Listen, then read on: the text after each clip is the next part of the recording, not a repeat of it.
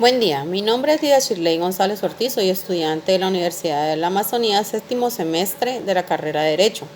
Este video se realiza con el fin de explicar los cambios que introdujo la sentencia C-420 de 2020 frente al decreto C-806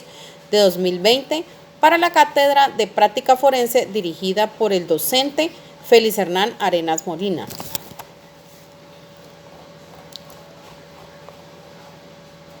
El año inmediatamente anterior, el gobierno expidió el decreto 806, por el cual facilita el acceso a la justicia a través de los medios virtuales y agilizar procesos. Este determina la implementación de las tecnologías de la información y de las comunicaciones TICs en todas las actuaciones judiciales. La norma de emergencia pretende garantizar los derechos al debido proceso, publicidad y contradicción, así como impone a los sujetos procesales, testigos y terceros el realizar sus actuaciones y asistir a las audiencias haciendo uso de las TIC. Por otro lado, la sentencia C-420 de 2020, emitida por la Corte Constitucional, da una importante aclaración sobre la interpretación del Decreto Legislativo 806 de 2020 y bajo este contexto se pretende analizar la constitucionalidad de esta norma, la forma en que se debe interpretar, las consecuencias que ha generado desde lo jurídico y la puesta en práctica de este decreto. Entonces, ¿de qué se trata la sentencia C-420? La Honorable Corte Constitucional, en sentencia C-420 de 2020, estudió la constitucionalidad del decreto C-806 del 2020 para delimitar el objeto del control constitucional. La Sala estudió el alcance de las medidas adoptadas del decreto legislativo, separándola en dos ejes temáticos. El primero, relacionado con el objeto del decreto, y las reglas y los deberes procesales para la implementación de las TIC en el trámite de los procesos judiciales. El segundo eje está compuesto por las disposiciones que implementan medidas tendientes a lograr el efectivo uso de las TIC y agilizan el trámite de los procesos judiciales. Al examinar el inciso tercero del artículo octavo y el parágrafo del artículo noveno del Decreto Legislativo 806 de 2020, la Corte encontró que, tal como fueron adoptadas las disposiciones, es posible interpretar que el hito para calcular el inicio de los términos de ejecutoriedad de la decisión notificada en relación con la primera disposición o del traslado de que trata la segunda disposición no corresponden a la fecha de recepción del mensaje del correo electrónico de destino, sino a la fecha de envío. Esta interpretación desconoce la garantía constitucional de publicidad y por lo mismo contradice la Constitución, en tanto implica admitir que aún en los eventos en que el mensaje no haya sido efectivamente recibido en el correo de destino, la notificación o el traslado se tendrían por surtido por el solo hecho de haber transcurrido 2 días desde su envío. En consecuencia, la Corte declara la exequibilidad condicionada del inciso tercero del artículo octavo y del parágrafo del artículo noveno del decreto legislativo examine en el entendido de que el término de 2 días allí expuesto empezará a contarse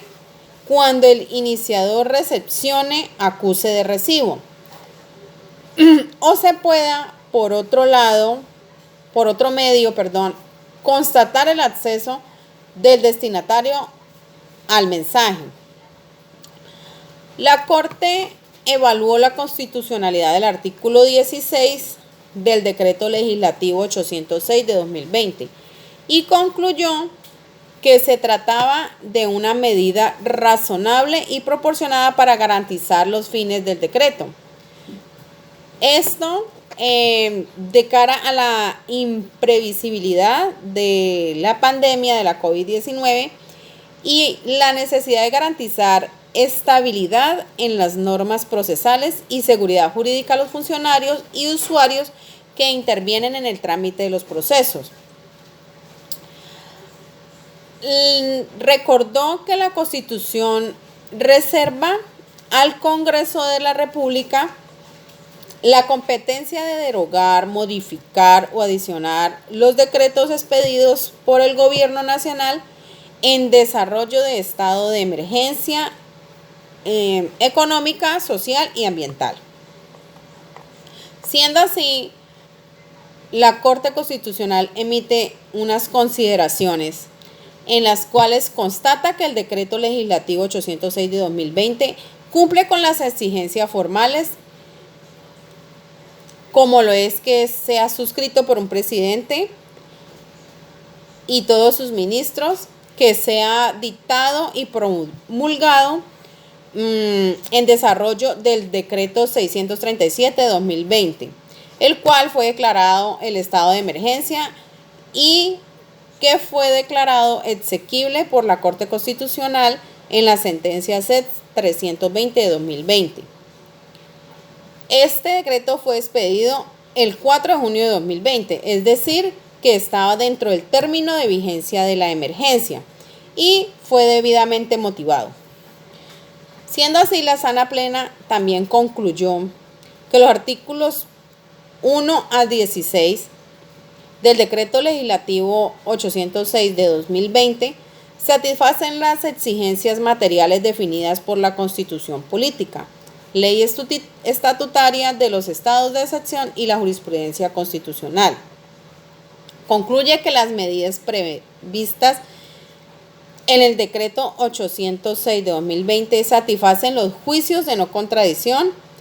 específica y proporcionalidad por cuanto no contradice a la Constitución ni desconoce el marco de referencia de actuación del Ejecutivo en el estado de emergencia económica, social y ecológica declarado mediante el Decreto 637 de 2020. ¿Qué cambios hizo la sentencia C-420 de 2020? El máximo Tribunal Constitucional declaró la exequibilidad condicionada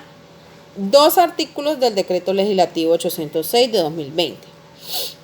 Primero, en el artículo 6 del Decreto Legislativo 806 de 2020, en el entendido de que el evento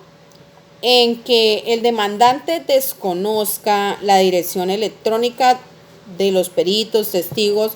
o cualquier tercero que deba ser citado al proceso, podrá indicarlo en la demanda sin que ello implique su inadmisión.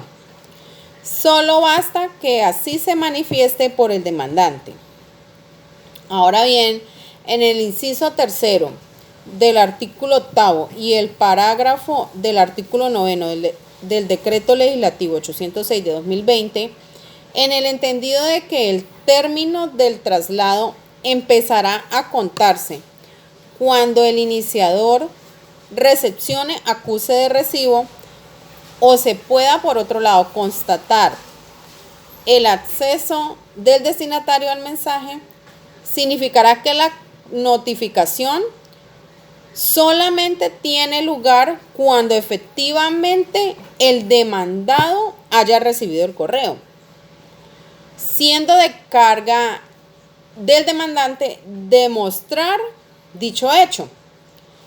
Y hasta tanto esto no ocurra, por supuesto, en el término de traslado,